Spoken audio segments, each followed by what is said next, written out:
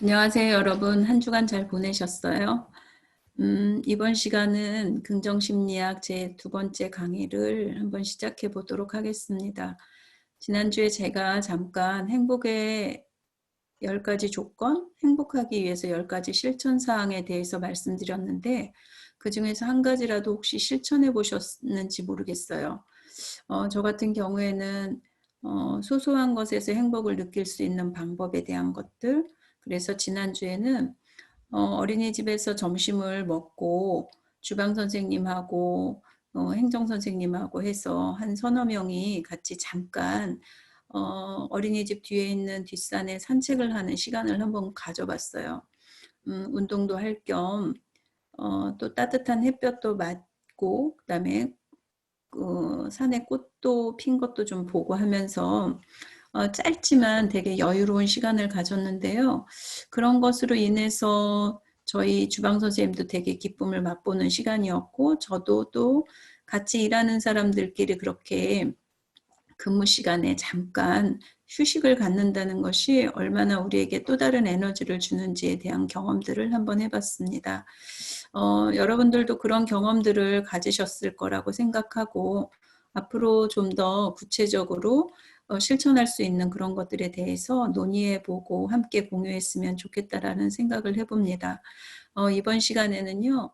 행복의 조건 해가지고 그 교재 21페이지부터 시작해 볼 예정이에요. 이 교재를 보면 행복의 여러 가지 조건들 중에서 사람들은 어떤 것이 가장 우선순위로 생각하나라고 한번 조사를 해봤어요.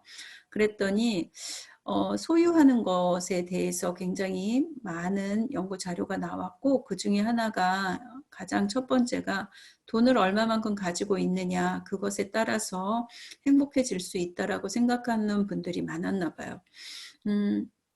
그래서 얼마쯤 있으면 행복해 할 수 있겠느냐라고 물어봤을 때 일반적으로 한 14억 4천만 원 정도 내가 가지고 있으면 행복할 수 있을 것 같다라는 그런 답을 많이들 하셨고 그 다음에 또 가졌으면 좋겠는 게 뭐가 있을까라고 조사해 봤더니 이제 권력의 힘을 좀 가졌으면 좋겠다라는 것과 명예를 가지면 참 좋겠다라는 것, 그다음에 건강이 있었으면 좋겠다라는 순서대로 행복의 조건에 대해서 사람들이 많은 이야기들을 한 것 같아요.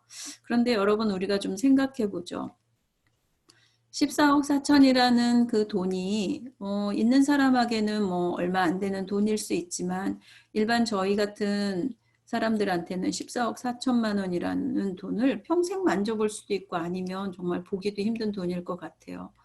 거기에다가 가치를 둔다고 한다면 굉장히 많은 사람들이 행복하지 않은 삶을 살아야 되고 또 뒤집어서 보면 굉장히 많은 돈을 가지고 있는 사람들이 또 우리가 주변에서 볼 수도 있는데 그럼 그 사람들은 다 행복해야 된다라고 저는 생각하거든요. 그런데 사실 어떤가요?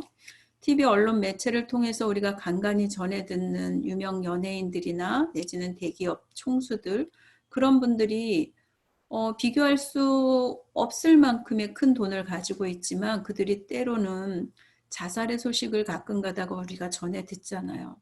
그리고 스웨덴이나 캐나다 같은 그런 뭐 행복의 그 요람에서 죽음까지라는 어떤 그런 이야기를 하는 복지 국가에서조차도 자살률이 높잖아요.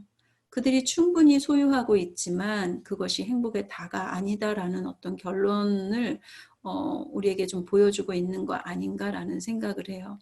그래서 여러분들이 우리가 같이 한번 생각해 봐야 될 것이 무엇이냐면 과연 소유가 우리를 행복하게 할 수 있느냐.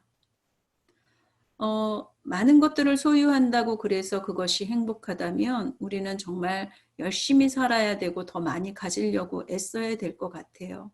그런데 요즘 새롭게 우리가 더 많이 가지려고 했던 그런 과거에 많이 가져서 행복을 찾으려고 했던 그런 어떤 행동에서 이제 벗어나서 좀 더 존재의 가치를 두는 행복감, 그것들을 찾는 사람들이 많아졌고 언론을 통해서 보시면 알겠지만 귀농 귀촌하시는 많은 사람들이 귀농해서 귀촌해서 행복하시냐고 물어봤을 때 그 행복감이 굉장히 높은 수치로 나오는 것들을 우리가 보는 거죠.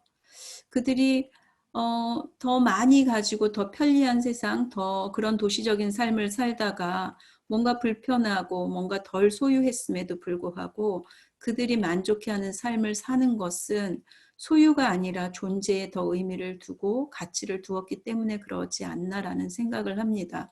우리가 예를 들어서 그렇죠.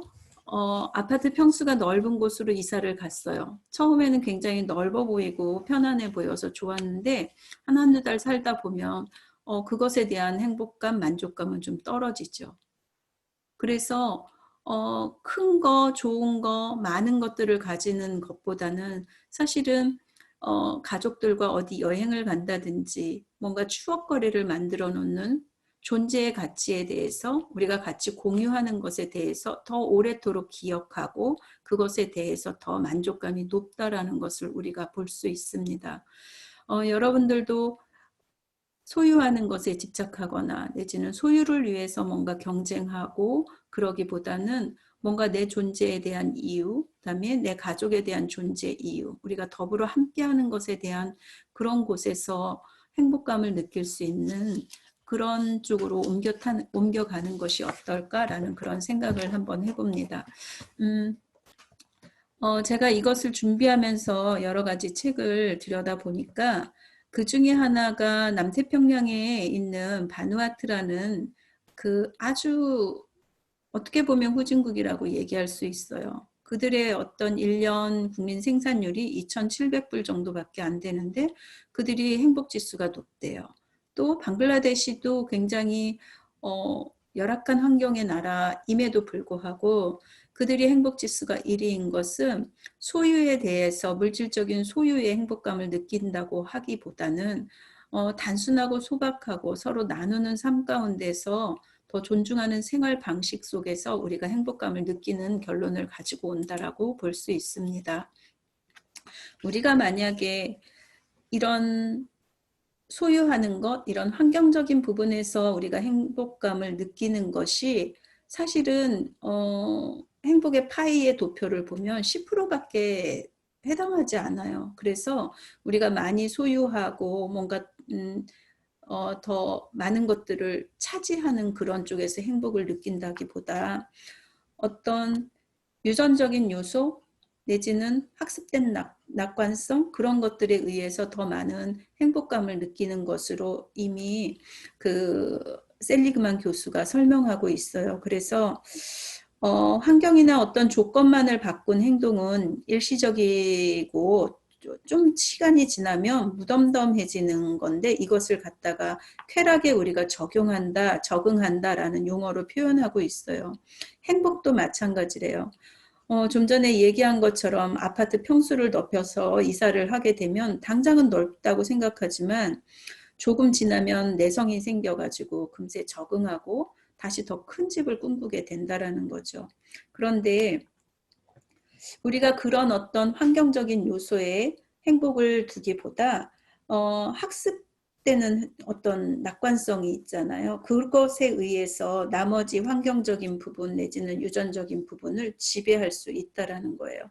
제가 지금 여기 나머지 40%라고 얘기했는데 사실은 나머지 60%가 이 학습된 낙관성에 의해서 지배할 수 있는 어떤 행복이다라고 보시면 된다라는 거죠. 그래서 조금 덜 가졌지만 내가 어떤 낙관적인 태도를 가짐으로 인해서 그것에 대해서 불만을 품거나 뭔가 불행하다고 생각하지 않고 작은 것에서 소소한 것에서 행복감을 갖는 어떤 학습된 낙관성으로 인해서 우리가 훨씬 더 행복해질 수 있다라고 보시면 돼요. 결국 이런 연구를 통해서 우리가 알 수 있는 것은 행복은 결코 물질적인 가치에 비례하는 것이 아니고 지극히 상대적이고 주관적인 가치임을 깨달을 수 있다라는 거죠. 그래서 행복은 일상적이고 사소한 데 있는 것이고 크고 멀리 있지 않으며 누가 만들어주는 것이 아니고 결국에는 내가 만들어 간다라는 거예요. 그런데 그 만들어가는 시발점은 무엇이냐? 내 마음이 어떠냐? 내 마음 먹기에 그 행복감이 달려 있다라는 거죠. 그래서 여러분들이 지금 코로나 사태로 인해서 대부분의 원장님들이 아이들이 퇴소한다고 학부모님들이 얘기하시고, 제가 어제 저녁에도 이렇게 제가 속해져 있는 구에 아동 그 정원대 그 현원의 비율을 봤더니 50%도 안 되는 어린이집의 어떤 그 현원율이 나타나더라고요. 그리고 국공립임에도 불구하고 100%다 정원이 찬 기관이 사실은 10%밖에 안 됐었어요. 그러다 보니까 운영상의 어려움이나 내지는 그것으로 인한 어떤 불안 심리도 그들 외부에서 느껴지는 어떤 자극 같은 것도 굉장히 클 거라고 생각을 해요. 여기에서 오는 그 운영하는 데 있어서 부족할 어떤 경제적인 것 때문에 되게 불안하시고 뭐 스트레스도 많이 받고 할 테지만, 그럼에도 불구하고 거기에서 여러분들이 좀 더 낙관적인 생각을 갖는다거나 공동체적인 어떤 생각을 가지고 이 어려움 시기를 잘 견뎠으면 하는 그런 바람입니다. 남일 같지 않아요. 어떤 분들은 너희 국공립이니까 그런 거 상관없겠다라고 말씀하실 수 있어요. 사실은 민간이나 가정보다는 그런 두려움이나 어려움이 덜 실감될 수 있지만, 그래도 옆에 있는 어린이집이 같이 잘 되는 것이 우리가 같은 일을 하는 입장에서는 좀 더 편하다라고 생각할 수 있는 거죠. 그래서 지자체마다 민간이나 가정 어린이집에 좀 더 지원율을 높이고 뭔가 위급 상황에서 지금 대처하는 어떤 것들이 나타나고 있는 것 같은데, 여러분들 힘내시고 그럼에도 불구하고 우리가 이 시점에서 잘 견뎠으면 하는 그런 바람입니다. 자, 행복에 대한 간략한 정의를 내려드렸고, 그렇다면 행복하기 위해서 좀 전에 얘기한 학습된 낙관론, 학습된 낙관성, 그거에 대해서 우리가 어떻게 해야 되는지에 대한 긍정심리학적 관점에서 좀 이것들을 바라보는 것으로 하겠습니다. 페이지 25페이지에 보면은 긍정심리학의 정의 해가지고 하는데요. 긍정심리학을 우리가 좀 더 보면은 인간의 긍정적 정서에 중점을 두고 있고요. 인간을 번영하게 하는 어떤 강점이 있어요. 개인의 성격마다 내가 번영할 수 있는, 내가 성공할 수 있는 강점과 또 덕성들, 인품적인 부분, 성품적인 부분인데, 그런 것들에 대해서 집중적으로 좀 살펴보고 연구하는 과학적인 학문이라는 거예요. 여기에서 중요한 거는 과학적이라는 거예요. 심리학이 그냥 단순히 마음에 관련된 그런 학문이 아니라 과학적인 학문이라고 여러분들이 아셨으면 좋겠고, 이런 행복을 배울 수 있다라는 거예요. 아까도 학습할 수 있다라는 거죠. 그래서 보다 행복해지기 위한 방법들을 우리가 찾아보고 모색해보고 그것들을 실천해 봄으로 인해서 행복한 삶으로 우리가 나아갈 수 있다라는 거죠. 그래서 1998년 미국의 학자인 마틴 셀리그만에 의해서 이 긍정심리학은 소개되었고, 우리 안에 긍정적인 정서가 형성이 되면 우리 안에 가지고 있는 부정적인 정서가 사라진다라는 거예요.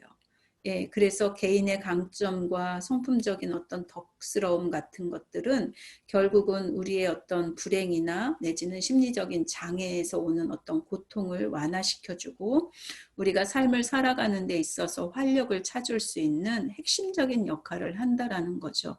그래서 긍정심리학을 좀 더 깊이 있게 보셨으면 좋겠고, 그래서 결국 긍정심리학의 어떤 목표는 뭐냐면요, 이것을 배움에 있어서 우리가 얻고자 하는 어떤 목표가 있겠죠. 첫 번째는 행복감이에요. 두 번째는 안녕감 해가지고 웰빙이라고 우리가 많이들 얘기하는데, 그것들을 우리의 삶 가운데서 얻는 것을 긍정심리학이 얻고자 하는 하나의 목표라는 거죠. 그래서 참고로 긍정심리학에서 말하는 행복한 삶이라는 것은 자신의 대표 강점을 활용하고 그 주된 활동을 우리가 삶에 속해져 있는 어떤 영역 속에서 만족감을 얻는 것을 말하고요. 여기에서 또한 의미 있는 삶이라는 것은 자신의 대표 강점과 미덕을 활용하여서 자신의 존재보다 훨씬 더 큰 무엇에 봉사하는 삶을 일컫는다라고 되어 있어요. 예, 재미를 추구하는 그런 행복감, 그런 것도 있을 수 있지만 사실은 재미를 쫓아가다 보면 그것이 약간 일반적으로 얘기하는 물린다라고 얘기하나요? 금방 실증내고 또 다른 어떤 더 높은 재미를 찾기는 하지만 사실은 삶 가운데에서 의미 있는 삶을 사는 것이 우리가 훨씬 더 행복한 그다음에 웰빙할 수 있는 방법이라는 거죠.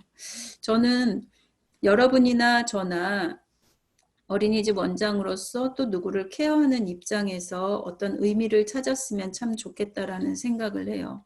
세상에는 여러 가지 직업군이 참 많지만 어린아이를 우리가 보육함으로 인해서 미래의 세대를 우리가 책임진다라는 어떤 자부심, 그리고 그것들을 위해서, 그 성장을 위해서 우리가 봉사하는 하나의 삶이 곧 직업이 되었다는 거에 있어서 어떤 의미를 찾았으면 참 좋겠다라는 생각을 해요. 그래서 단순히 어린이집이나 그 외에 우리가 직업이 그냥 단순히 돈을 벌기 위한 하나의 수단으로 생각하시는 것이 아니라 그 안에서 뭔가 내가 할 수 있는, 내가 가지고 있는 강점을 발휘해서 누군가를 돕고 서비스를 진행했을 때 그것에서 오는 어떤 나의 충만함, 의미, 그런 것들을 찾으셨으면 훨씬 좋겠고, 그러다 보면은 내 일이 더욱더 마음에 들고 그리고 자부심도 느낄 수 있지 않을까라는 생각을 해봅니다.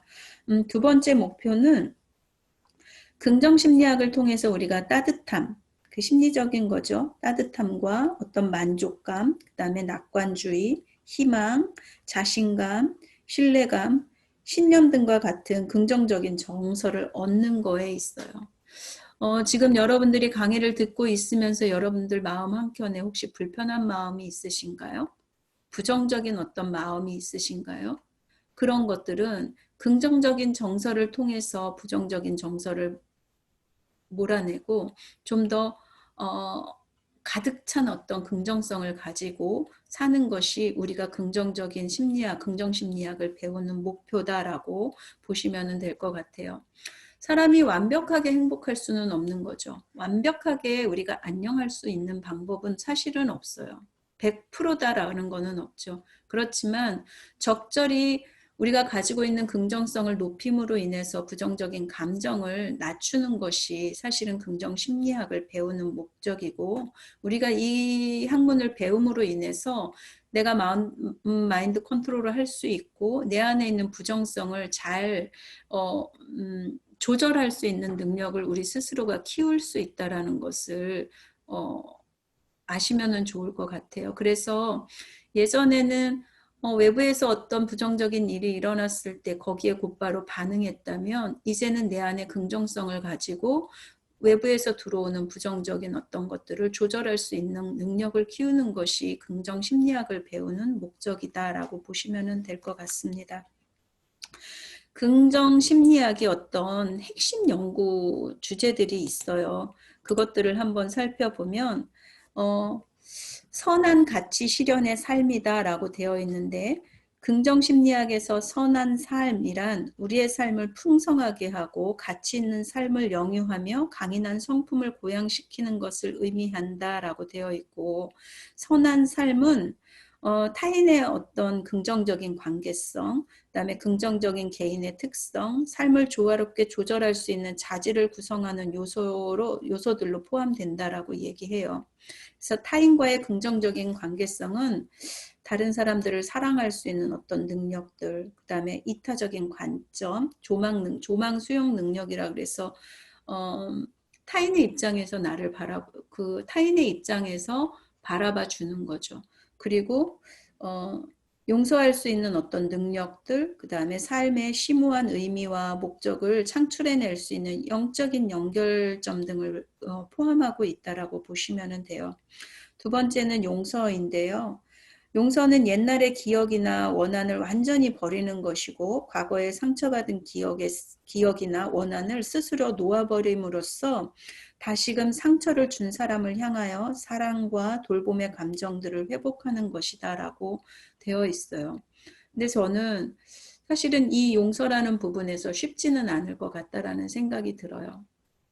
과거에 여러분들이 가지고 있는 마음 속에서 혹시나 아직도 용서하지 못하고 있는 누군가가 있거나 아니면 내가 누군가한테 용서를 바라야 되는, 용서를 구해야 되는 상황이 있을 수도 있어요.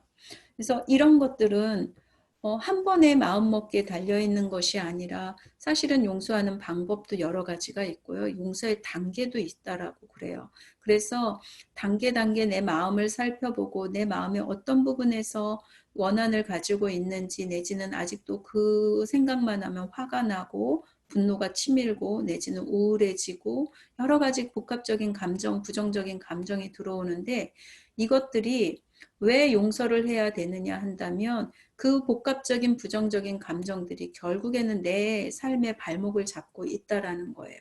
그래서 좀 더 자유할 수 있는데, 이 용서를 하지 못함으로 인해서 일어나는 여러 가지 상처로 기반된 부정적인 감정들이 결국 내 삶을 자유롭지 못하게 하고 있다라는 거죠.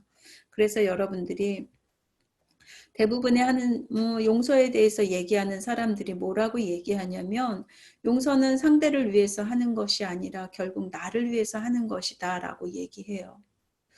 쉽지 않은 것 같아요. 저도 과거에 정말 용서하지 못할 어떤 사람이 개인적으로 있었어요. 그런데 그 사람을 생각하면 뭔가 두려움도 일어나고 뭔가 감정도 올라오고, 그러므로 인해서 여러 가지 복합적인 감정으로 인해서 그 사람을 보는 것조차가 너무 힘들었었는데, 심리학을 공부하면서 상담학을 하면서 그런 것들이 좀 더 가벼워졌어요. 그래서 완전히 해소되지는 않지만 그 사람을 담담히 바라볼 수 있는 것, 그런 것이 조금 더 내 삶을 편안하게 하지 않았나라는 생각들을 해봐요. 그러니까 여러분들도 쉽지는 않지만 이 용서에 대해서 좀 한 번쯤 생각해 보시고, 내가 용서하지 못하는 부분은 왜 그러는 건지, 혹시 그것이 내 발목을 잡고 있는 거는 아닌지 라는 그런 생각들을 좀 깊이 있게 해보셨으면 좋겠고, 할 수만 있다면 여러분들이 용서라는 이 부분에서 자유했으면 좋겠다라는 생각을 해봅니다. 세 번째가 탄력성인데요. 탄력성은 어찌 보면은 긍정적인 대처 방법, 적응 방법, 뭐 그런 것들을 의미하는 어떤 말로 사용되고 있어요. 그래서 사실은 그거죠. 고무줄을 스프링을 이렇게 당겼는데 다시 원위치로 돌아가는 거. 그런 것들을 탄력성이라고 얘기하는데, 일반적으로 어려운 환경이나 여건 속에서 내담자가 높은 성취를 위한 어떤 동기를 유지하고 그 성취를 이루려는 경우를 지칭한다라고 되어 있어요.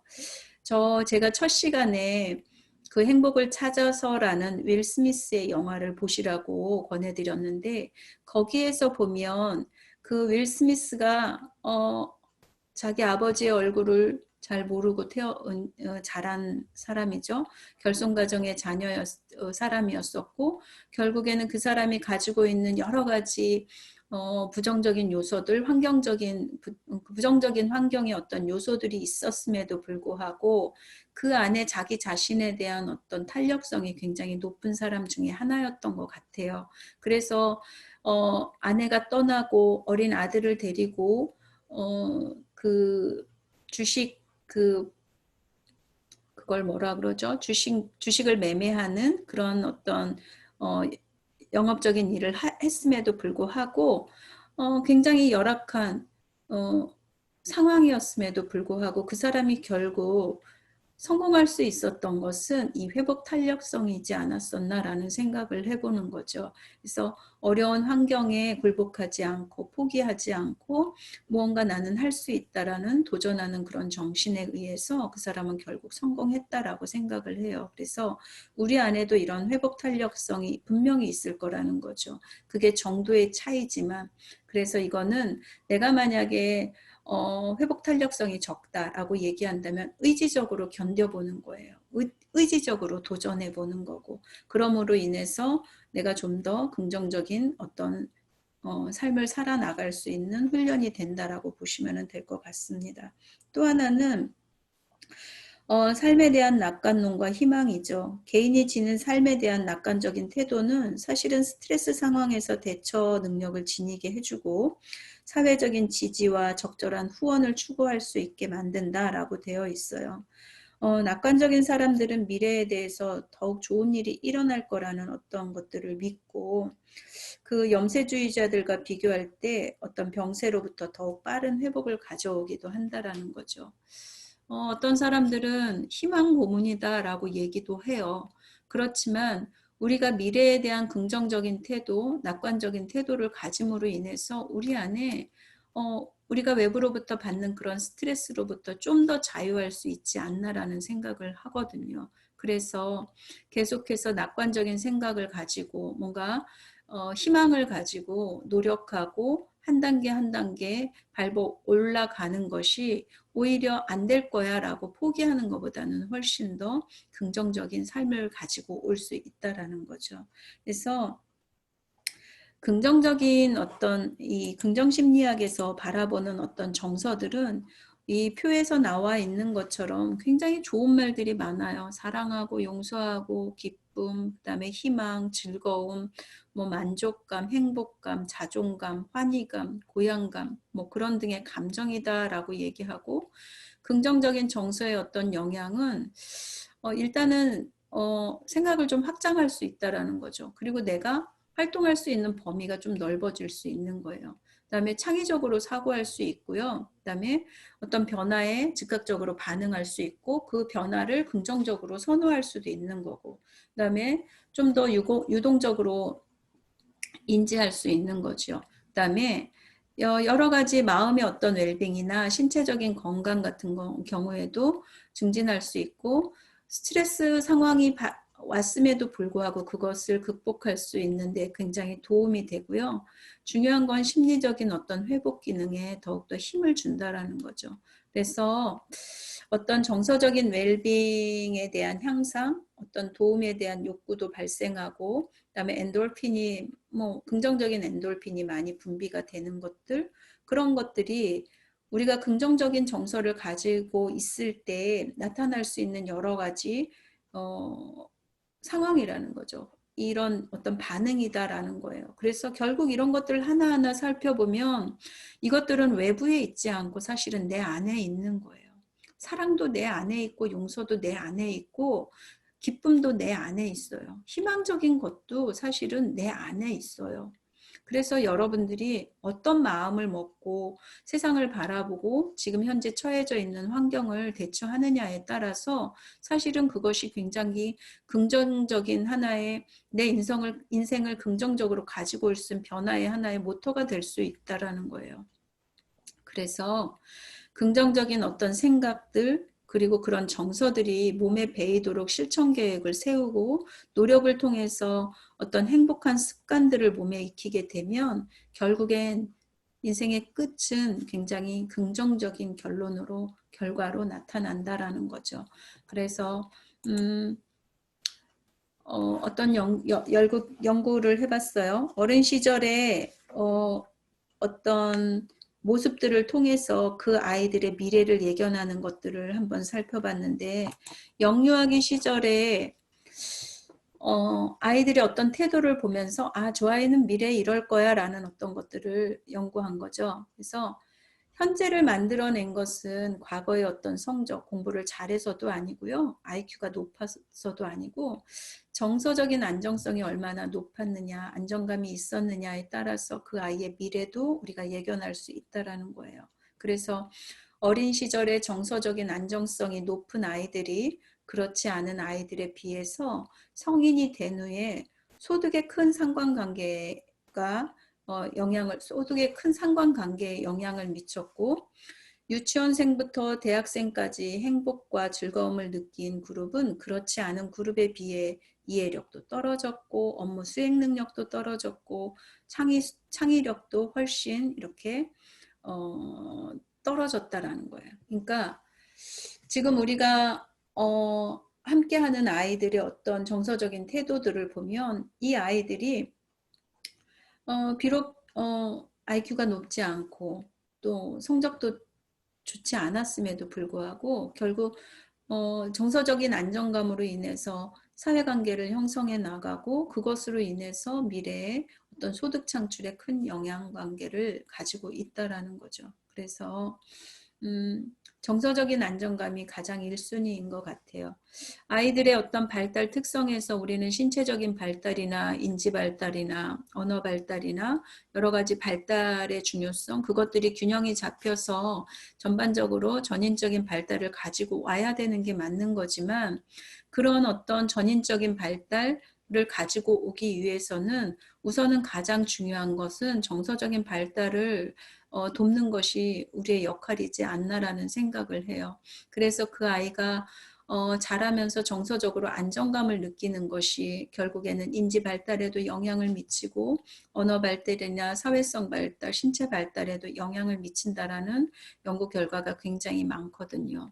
그래서 어린이집에서 교사들이 아이들을 편안하게 맞이해 주는 거, 부모들이 아이들을 정서적으로 안정감 있게 돌봐주는 것이 결국에는 어떤 학원을 보내는 거나 내지는 뭔가 아까 얘기한 소유, 여러 가지 물건을 사준다거나 놀잇감을 사주는 것보다도 정서적인 안정감을 누리게 해주는 것이 그 아이들을 지원하는 가장 중요한 요소다라고 보시면 될 것 같아요. 그래서 결론은 행복감을 느끼게 하는 어떤 긍정적인 정서가 결국 성공과 높은 상관계가 있는 것으로 나타났다라고 보시면 될 것 같습니다. 자, 긍정적인 정서를 지닌 사람들은 높은 탄력성과 적응력을 가지고 있고요. 삶에 대한 만족도가 또 높아요. 또 생산적인 거나 직업 만족도도 높고, 목표 도달 가능성이 높고, 원만한 대인관계, 남들에게 도움을 주는 그런 것도 굉장히 높다라고 보시면 될 것 같습니다. 그래서 여러분들은 어떠신가요? 여러분들 회복 탄력성은 어느 정도라고 생각하세요? 뭔가 어려움이 왔었을 때 그것을 그냥 포기하고 뭔가 합리화시키면서 그냥 뒤를 돌아서 다른 길을 선택하시는 건지, 아니면 단계 조금씩 거북이와 같이 그 단계를 뛰어넘고 계시는 건가요? 그리고 지금 현재 여러분들이 처해져 있는 삶에 대해서 어느 정도의 만족감을 느끼고 계시나요? 이건 극히 주관적인 어떤 결정이고 생각이다라고 생각을 해요. 옆에 있는 사람과 자꾸 비교해 가면서 쟤는 저런데 나는 왜 이러지라고 한다 그러면 별로 삶에 대한 만족도가 높지 않을 거다라고 생각을 하는데, 그럼에도 불구하고 내가 가지고 있는 여러 가지 그 요소들을 생각해 보면 굉장히 감사할 조건들이 많을 거다라는 생각을 해요. 직업에 대한 만족도는 어떠세요? 여러분들이 선택한 어린이집의 원장, 또 그 외에 다른 직업에 대해서 만족도가 높으신가요? 할 수만 있다면 다른 직업으로 옮겨 타시고 싶으신가요? 지금 하고 있는 일에서 긍정적인 만족도를 가지고 계시면 좋을 것 같아요. 또한 여러분들이 어떤 목표가 있으시면 그 목표에 어느 정도 도달하고 계신가요? 저는 여러분들이 1학기 때도 제가 지난 학기에도 말씀을 드렸지만, 토요일 하루를 굉장히 편안하게 친구들을 만나거나 내지는 휴식을 취하시면서 토요일을 맞이하고 주말을 맞이하실 수도 있을 텐데, 아침에 9시부터 저녁 6시까지 딱딱한 의자에 앉아서 하루 종일 뭔가를 배우시고 계시는 여러분들을 보면서 뭔가 목표가 있어 보여서 좋았고, 뭔가 이것들이 시간이 저희가 파이를 먹는 것처럼 한 학기 한 학기를 이렇게 견디다 보면 여러분들에게 여러분들이 원하는 어떤 목표에 도달해 있지는 않을까? 그리고 상담학을 공부하면서 좀 더 넉넉한 사람이 되지 않을까라는 생각을 해보거든요. 그래서 여러분들이 이번 학기에 이렇게 온라인으로밖에 여러분들을 볼 수 없고, 여러분들은 또 온라인을 통해서 공부해서 여러 가지 불편감을 가지고 있으실 수 있지만, 그럼에도 불구하고 이번 이 학기를 잘 마무리 지셨으면 좋겠어요. 또 마지막으로 여러분들의 대인관계는 어떠신가요? 주변에 나의 고민을 털어놓을 수 있는 사람들이 얼마나 있고, 또한 나한테 와서 그들의 고민을 털어놓는 사람들은 또한 얼마나 되는지. 우리는 표면적인 어떤 만남은 굉장히 많은데 정말 내 안에 있는 나의 불평감, 나의 어려움을 얘기할 수 있는 사람, 그런 사람들을 꼭 만들어 놓는 것이 행복의 조건 중에 또 하나다라고 얘기를 해요. 처음부터 다 할 수 없어요. 하나씩 하나씩 양파를 까듯이 나의 어떤 허물이나 나의 부족함을 내어 놓는다면 그것도 사실은 처음에는 굉장히 용기가 필요하지만 그럼으로 인해서 좀 더 친밀감이 형성이 되고 그래서 아주 소중한 서로에게 소중한 사람이 되지 않나라는 생각을 해보거든요. 그래서 이번 긍정 심리학을 통해서 이런 것들을 하나씩 배워 나가셨으면 좋겠다라는 생각을 합니다. 10점 만점에 몇 점이면 행복하다고 생각하실 것 같아요? 네. 교재에서 보면 10점 만점에 8점 정도라면 그래 행복한 것 같아. 이 정도면 됐지 라고 만족감을 느끼는 것 같아요. 모나리자의 미소의 어떤 법칙에서 보면 그것을 분석한 학자들에 의하면 모나리자의 그 미소는 행복감이 83%고 두려움과 분노가 17%가 그 안에 있대요. 그런데 약간의 부정적인 정서는 사실은 우리에게 삶을 성실하게 살 수 있도록 활동할 수 있도록 도움을 주는 하나의 요소다라는 거죠. 그래서 적절한 긴장감, 적절한 스트레스가 때로는 우리의 성장을 돕는다고 생각하시면 될 것 같습니다. 자, 페이지 교재를 보시면은요. 교재 34페이지에 이제 10가지 키워드를 통해서 본 긍정심리학의 핵심 주제들이라고 되어 있어요. 대부분의 긍정심리학은 10가지 키워드가 있어요. 그 10가지 키워드를 통해서 우리가 인간관계가 어떠한지 내지는 그 외에 다른 정서적 친밀감, 인간관계 안에 정서적 친밀감이나 친절이나 내지는 네, 그런 것들이 있는데 10가지 키워드를 통해서 우리 안에 있는 긍정적인 어떤 주제들은 무엇인지 한번 살펴봄으로 인해서 나를 한번 돌아보는 그런 시간이었으면 좋겠습니다. 첫 번째 인간관계를 한번 보면은요. 인간관계 안에는 정서적인 친밀감이 어느 정도인지 그리고 내가 사람들한테 얼마나 친절한 사람인지에 대한 것들을 살펴볼 수 있어요. 목표대로 성공을 거둔 사람에 대해서 수년 동안 연구를 했는데 결론은 그들이 전문적인 지식이나 기술보다는 착실하게 한 단계 한 단계 쌓은 인간관계가 성공의 어떤 이유였다라는 결론이 나와 있어요. 그리고 잘 사는 사람의 어떤 삶의 공식을 추적하고 연구해 봤더니 결론은 인간관계였다는 거죠. 그래서 평범해 보이는 사람이 가장 안정적인 성공을 가지고 있었고 삶의 중요한 요소 중에 하나는 결국에는 인간관계였다라고 보시면 될 것 같아요. 예. 제가 어저께 어떤 지인을 만나서 얘기를 하는 중에 굉장히 안타까운 소식을 들었는데 과거에 굉장히 대기업의 반도체 회사에서 근무를 했던 사람이었었대요. 그래서 90년대 초반이었지만 억대 연봉을 받았던 사람인데 그 사람이 IMF를 통해서 퇴직을 당하고 또한 이제 개인 사업을 하고 그러는 과정에서 그가 가지고 있는 모든 재산을 다 잃어버렸다는 거죠.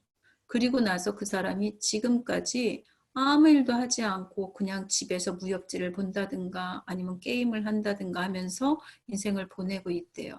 그런데 이 사람이 굉장히 천재적인 어떤 자질을 가지고 있다는 거죠. 지금도 나이가 건 60이 다 됐는데 수학의 공식을 대입해서 문제를 푸는 것이 굉장히 빠르고 젊은 사람보다도 굉장히 뛰어난 어떤 천재성을 가지고 있는데 이 사람이 못하는 게 관계라는 거예요. 그래서 그 얘기를 들으면서 이미 부부간의 관계도 깨졌고 자식 간의 어떤 관계도 깨져 있지만 세상과 단절되어 있는 삶을 살고 있다라는 얘기를 전해 들으면서 굉장히 마음이 씁쓸했어요. 그래서 그 사람이 집 바깥으로 나올 수 있는 그런 용기가 좀 있으면 참 좋겠다라는 생각도 해봤지만 결국 거기에서 느낀 거는 뭐냐면 평범한 사람이지만 인간관계를 잘함으로 인해서 성공을 하는 사람들을 우리가 주변에서 너무 많이 본다는 거죠. 많이 소유하지 않았어요. 특별히 재능도 없어요. 특별히 좋지도 않아요. 그렇지만 그 사람이 인간관계를 잘 맺음으로 인해서 삶이 넉넉해 보이고 행복감을 느끼고 있다면 저는 그 사람이 결국 인생을 잘 살고 있는 거 아닌가라는 생각을 해본다는 거죠. 예. 그래서 이 교재에서 보면은 또 다른 얘기를 들어보면 테레사 효과라고 그래서 우리가 주변과 인간관계를 잘 맺고 또 누군가한테 선한 행동을 함으로 인해서 상대방한테 그다음에 외부로부터 인정받는 것도 있지만 사실은 그 사람 안에 있는 면역성이 높여진다라는 어떤 의학 연구도 보고된 바 있어요. 그래서 아주 열악한 환경 속에 선교사로 나가 계시는 분들이나 봉사활동을 나가 계시는 분들이 그 열악한 환경에 노출되어 있는 사람들에게 선한 행동을 베풀므로 인해서 그들이 면역성이 높아지고 건강한 요소들이 그 안에 이렇게 생긴다라는 거죠. 지금 코로나19 바이러스를 통해서 굉장히 많은 의료진들과 공무원들이 애를 쓰고 있는데 그들의 어떤 어려운 상황 가운데서 봉사를 함으로 인해서 뭔가 만족감을 느끼고 거기에서 느껴지는 어떤 긍정적인 요소가 그들이 그 열악한 환경에서 이길 수 있는 면역성을 키우고 잘 적응하고 건강한 모습으로 이 코로나 사태를 이겼으면 하는 바람입니다. 자, 즐거운 일을 했을 때와 친절을 베푸는 행동을